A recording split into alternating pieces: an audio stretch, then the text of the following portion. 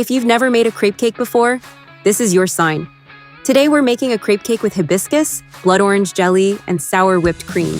And it's honestly one of those desserts that looks way harder than it actually is. So first things first, let's get the jelly going. Because it needs time to set. Take your oranges, cut them in half, and squeeze out the juice. We're aiming for 250 grams. And just look at that color. It already feels like we're doing something right. Strain it through a sieve to get rid of any seeds and pulp. We want it smooth. Add 30 grams of sugar and give it a quick mix. In a separate glass, bloom your gelatin, 4 grams gelatin, 20 grams water. Let it sit for a minute and do its thing. Now gently heat the juice just until it starts to simmer.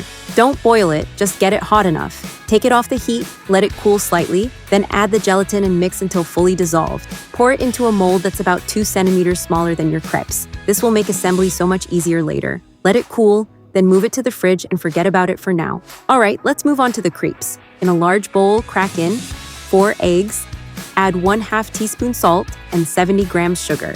Whisk everything together until smooth. Pour in 400 grams milk and mix again.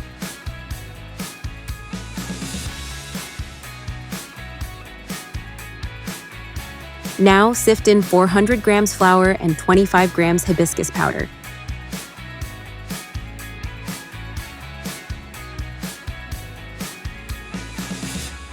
The hibiscus adds this really nice tang and color. It's subtle, but it makes a difference. Mix until you get a completely smooth batter. No lumps here. Now heat up 650 grams milk, just until it's almost boiling. Slowly pour it into the batter in 2 stages, whisking the whole time, and you'll see it transform into this silky, pourable batter.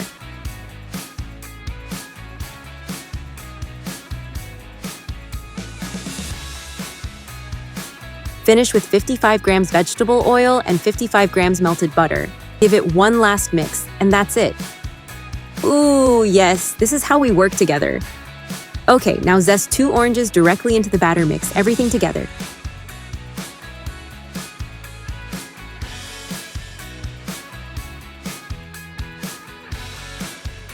And now, we're actually done.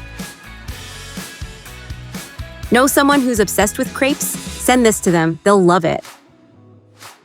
Heat your pan over medium heat and lightly grease it.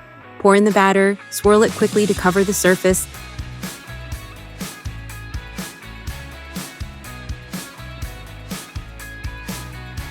and let it cook until lightly golden before flipping. And yes, you'll repeat this a lot. It takes time, not gonna lie, but this is exactly what makes the cake special. If your crepes brown too fast, just lower the heat. At this point, our fingers don't really feel temperature anymore. So yeah, we're flipping these by hand. All right, let's hit fast forward on this part and see the magic happen. Now trim the edges so everything looks clean and even.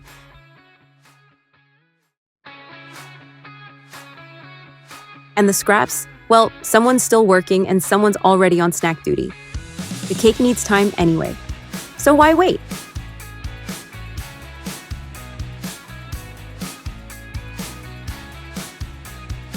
Look at these, perfectly thin, soft, and super flexible. Let's make the cream. Into a bowl, add 360 grams cold heavy cream and 300 grams sour cream.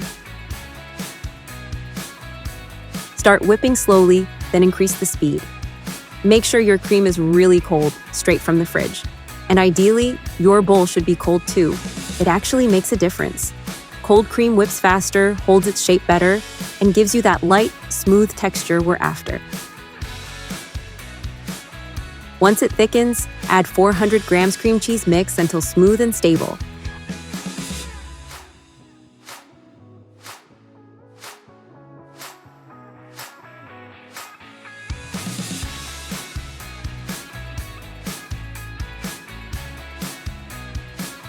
Add 200 to 250 grams powdered sugar. Adjust to your taste.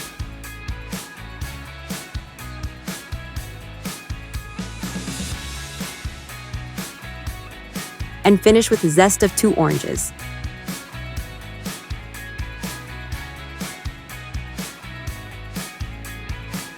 Mix again, and the cream is ready. Take your jelly out of the fridge and it should be fully set and nice and firm. Anyone else low-key obsessed with blood oranges and waits all year for the season like we do? Now the fun part, assembling. If you want it to look clean, measure your cream. Around 30 to 45 grams per crepe. Spread it evenly between each layer. The jelly goes right in the center. Don't skip that. Also, if you're not subscribed yet, this is your moment. And while we're assembling the cake, this feels like a good moment to tell you a little bit about us. If you've been here for a while, you probably noticed we spend most of our time making desserts. That's really our world. We've been working with cakes for about 12 years now, and somehow, we still get excited about every new one. We love experimenting, playing with flavors, textures, and designs, trying to create something that feels a little different each time. But wedding cakes? Those are still our favorite. They're big, detailed, sometimes a little stressful, but always worth it in the end. And since we've always run our own pages, we slowly fell in love with photographing and filming the process too. Capturing those little moments, the textures, the layers, how everything comes together, it just became part of what we do. So at some point, it felt natural to start sharing recipes as well. Not just the final result, but the whole journey behind it. And yeah, that's a little bit about us.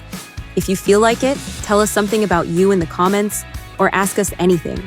We're always there, reading and replying.